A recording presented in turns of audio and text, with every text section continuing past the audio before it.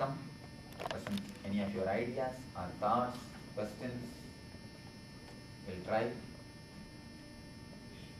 I'm not clear on your name. Oh, Nityananda. What does that mean? Eternal bliss. Eternal bliss. The man who has reached the eternal bliss. The man who is in the path of eternal bliss. Because the bliss does not mean goal, it's a path. The man who is on the path of eternal bliss. Nitya means eternal. Ananda means bliss. There's a title added to it. Swami means, in the Eastern concept, a man who has taken up his life to realize the self. Swa means self, Ami means the I, who has taken up his life to realize the self. That is the meaning of Swami. Yes. Somebody raised the hand. Yes, please. Can you please share the techniques for meditation? Okay. I think the technique takes at least half an hour. I think I'll give you the method how to do. You can practice in your own house. If you want the instruction, you can even download it from our website. A clear instructions are given. Of course, I'll try to give the instruction for a simple technique which you can practice, but it takes half an hour. I'll give you only the instruction. Instruction takes only 5 minutes. You can practice in the house. To make your being alive and energetic, to make your being active and energetic. 4 instructions. The first line says, sit straight. Your head, neck, backbone needs to be in straight line. Now you don't have to do. You can listen the instruction and understand. Because practicing it takes half an hour. It's half an hour technique. It says that you have to leave 10 o'clock. I'll give the instruction. You can understand. Backbone, head and the neck should be in a straight line. You may ask why. Whenever you sit straight, you can always feel you are alert and active. Your body posture and the mind has got very close relationship. You can even sit on the chair or a sofa, no problem. But all these 3 should be in one line. You can never become angry lying down. If you have to become angry, you have to get up. You have to, can you understand? You can never become angry lying relaxed way. Am I right? Now from this you can understand your body posture and the mind has got a very close relationship. We always think body and the mind is 2 different mechanisms. No. We are not body and mind. We are body-mind. We are one unit which is called body-mind. From this end, the table is near you. From this end, it is near me. We may call it south end or we may call it north end. North end and south end does not have a clear line which separates them. No line. It's one unit. You call it as a north end and south end. The same way, your body mind is one unit. In one end you call it as a body, the other end you call it as a mind. The subtle body is mind, gross mind is body. So no watertight commandment or no clear borderline is there between you and your mind. Your body posture very clearly decides about your mind. So when you want to meditate, allow your body to be alert and aware. Your head, neck and the backbone should be in a straight line. You don't have to bend too much backside, but a straight line as much as possible, comfortably. Next instruction, close your eyes. Not now, when you meditate. You understand now? Why the eyes should be closed? You need to understand, you relate with the world through eyes more than 80%. More than 80%. Only through eyes you relate with the world. We have a very wrong understanding. We see through eyes. No. Now the scientists have discovered we don't see through the eyes, we experience through eyes. They say a small experiment, you can do it in the house.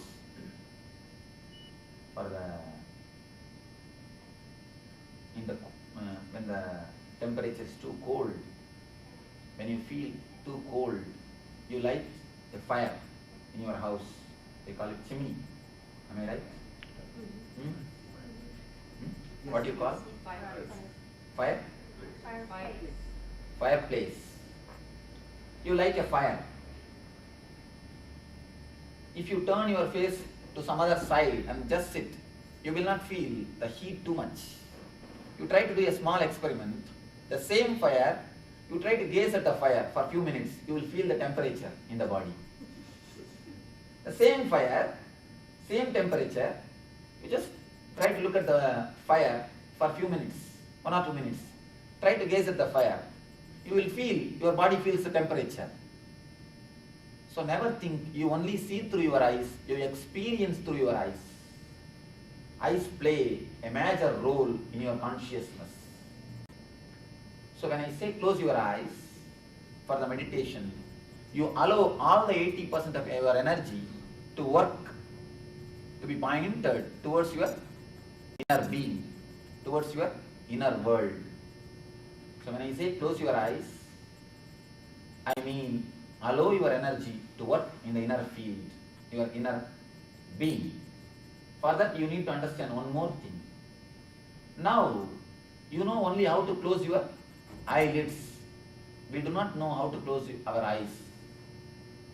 When I say close your eyes, you know only how to close your eyelids, never the eyes.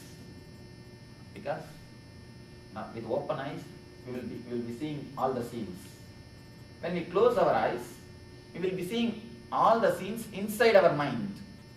Inside the mind there is a television which continuously goes on. You will be seeing all the visions, scenes inside. We have to stop that. Unless you stop that, all your energies will not be used or diverted towards the meditation, towards the inner field. So how to stop the inner TV, the television which is continuously going on inside? When you close your eyes, if you just give little pressure on your eyeballs from inside, if you just give little pressure on the eyeballs, if you stop the eyeball movement, continuously you will see the eyeballs will be slowly moving. If you stop by little pressure, there is no need to put much pressure. Just if you put your awareness and stop the eyeball movements through mind, you will see the thoughts come down. The inner TV gets switched off by itself. This is the second instruction. The third, start humming from your abdomen, lower abdomen. You have many energy centers in your system. If you can hum from the lower abdomen, lower stomach, lower part of the stomach, you will see your whole being will be flooded with energy. Let me show you. Keep your hand in a relaxed way and start humming.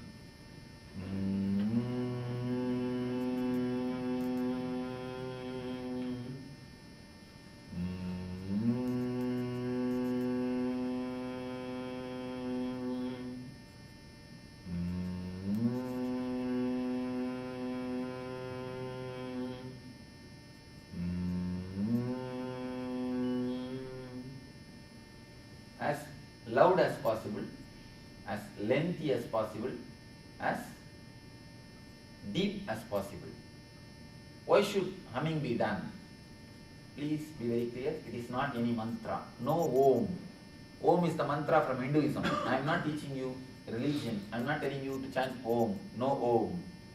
Only humming. You create vibrations in your body.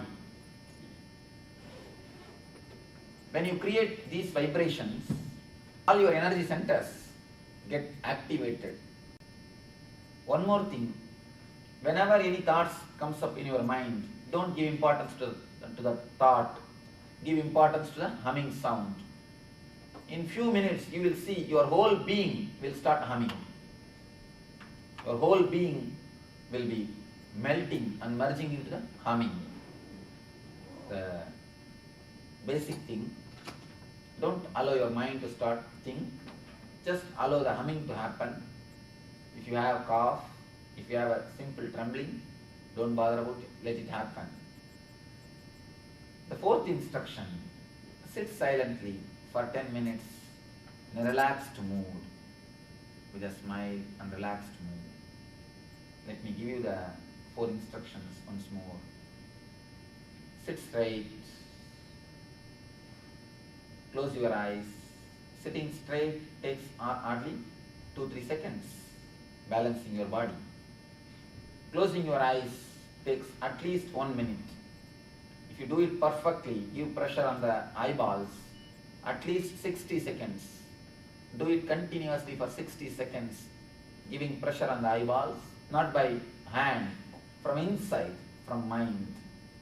You will see in 60 seconds your mind comes to a calm mood. Your mind comes inside your body. Instead of wandering everywhere, it will start settling into your system. Then third point, third instruction, 20 minutes of humming, a continuous humming. Fourth instruction, 10 minutes of silent sitting.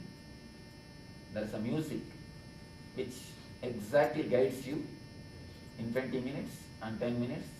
That music will help you not to open your eyes due the time of meditation. If you don't have music, after 5 minutes you will think, oh, I think time is up, 20 minutes is over. We may try to check the time. There is no need to disturb yourself in between. Just if you use the music, that's enough. 20 minutes, you will be guided. Then next 10 minutes, just sit silently to allow the energy to work on you. This is a very simple, practical meditation technique which does not need any faith on any guru or on any god, which does not need any religious background, which does not need any food diet, which does not need any rules and regulations, and which is really effective on your system, which can really allow the contemplation or the meditation happen in your being.